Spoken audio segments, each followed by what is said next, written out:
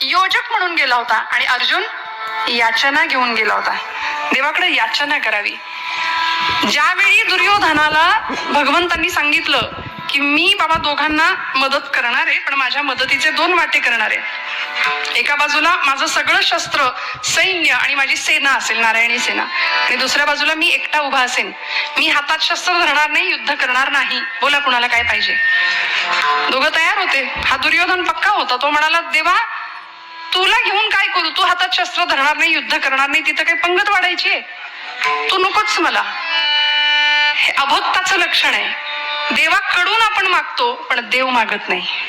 आणि संतांनी देवाकडून नाही मागितलं, देव मागितला. दुर्योधन म्हणाला, नको तू मला, तुझी सेना दे सगळी. तो सेना घेऊन निघून गेला. आणि अर्जुनाला कुत्सितपणे भगवंत व्यंगात्मक विचारतायत, अर्जुना अरे मी हा असा हातात शस्त्र नाही धरणार, युद्ध नाही करणार, ती सेना सगळा दुर्योधन घेऊन गेला, तू काय करणार मला घेऊन?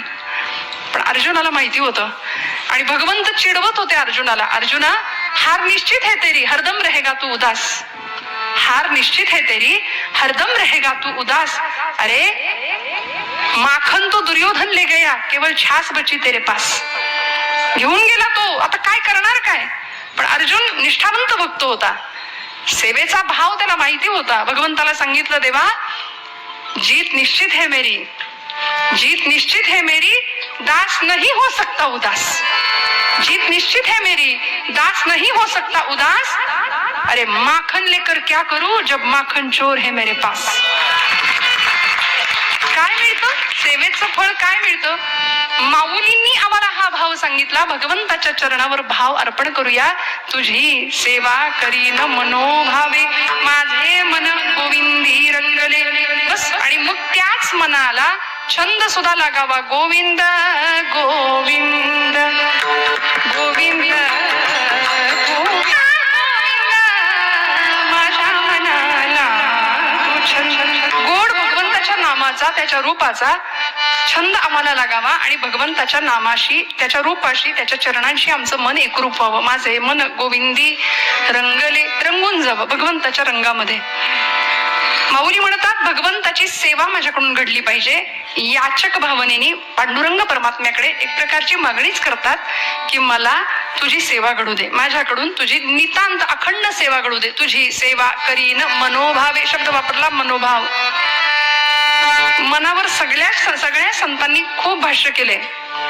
मनो हि द्विविधम प्रोक्तम, शुद्धम चा शुद्धमेव च, अशुद्धम काम संकल्पम, शुद्धम काम विवर्जितम. मन एव मनुष्याणाम कारणम बंध मोक्षयोः. हे मन बंधाला कारण ठरतं. हे मन अत्यंत चंचल आहे, दुष्ट आहे, हट्टी आहे, असं भगवद्गीतेत अर्जुन सुद्धा तक्रारी करतो भगवंताजवळ, देवा काय करू? हे मन ऐकतच नाही. चंचलम ही मन कृष्ण प्रमाति बलवदृढम, तस्याहम निग्रहम मन्ये वायोरिव सुदुष्करम. अत्यंत चंचल आहे मन. बरं, याच मनाच्या शुद्धतेसाठी ज्ञानोबराय भगवद्गीतेचा 12वा अध्याय आम्हाला सांगतात, अथ चित्तम समाधातुम न शक्नोषि मयि स्थिरम, अभ्यास योगेन मामिच्छातुं धनंजय, मय्येव मन आधत्स्व मयि बुद्धिं निवेशयः, निवसिष्यसि मय्येव अत ऊर्ध्वं न संशयः. या सगळ्या मनाभोवतीच सगळं फिरवलं भगवंतांनी. मनाची शुद्धी, चित्ताची शुद्धी. त्यामुळं ती शुद्ध, कशामुळे शुद्धता मिळेल? ते मन अत्यंत पवित्रतेने भगवंताच्या चरणाशी जाईल.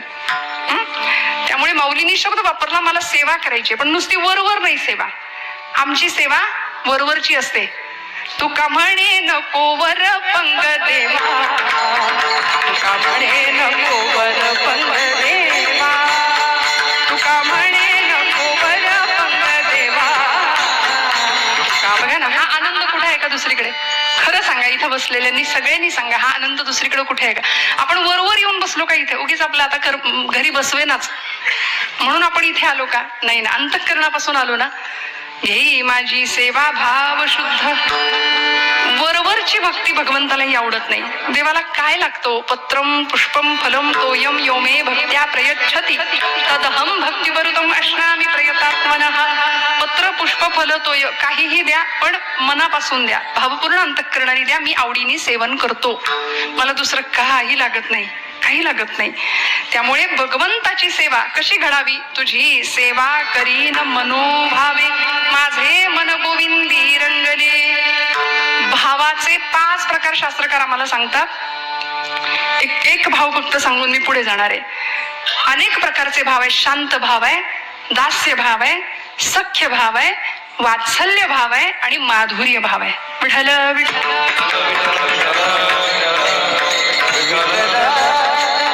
आपण पटपट उदाहरणं बघत पुढे जायचं. आता सगळे जागे राहा.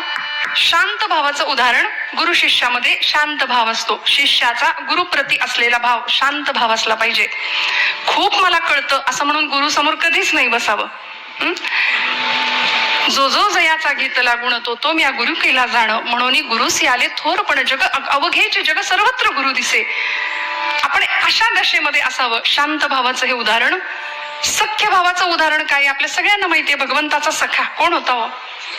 अर्जुन होता. रुजू स्वभावाचा होता, मवाळ स्वभावाचा होता आणि अर्जुनाचं प्रतिनिधित्व करून तुमच्या माझ्या संभ्रांत असलेल्या सगळ्या समाजाला भगवंतांनी भगवद्गीतेचं ज्ञानामृत पाजलं कुरुक्षेत्रावर.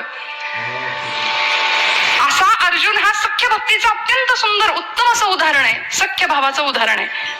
शांत भाव, सख्य भाव, दास्य भाव. आपण ज्यांच्या समोर बसले होत आता, जगात असं उदाहरण आहे दास्य भक्तीचं. दास